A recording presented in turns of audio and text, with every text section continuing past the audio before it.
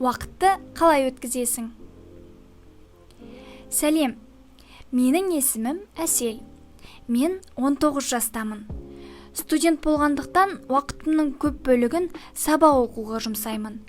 Яғни, аптаның 5 күнінде сабақта боламын, ал кешкі уақытта кітап оқимын және тапсырмаларды орындаймын.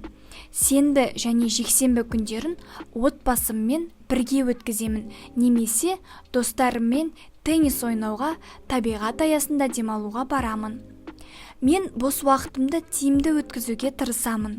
Көбінесе саябақта серуендегенді, психологиялық кітаптарды оқығанды, фитнес залдарына барғанды, әртүрлі тағамдарды дайындағанды ұнатамын. Сонымен қатар айына 1 рет театрға және әртүрлі мұражайларға баруға тырысамын. Сіздерге де бос уақыттарыңызда өздеріңізге пайдалы және сүйікті істермен айналысуға кеңес беремін.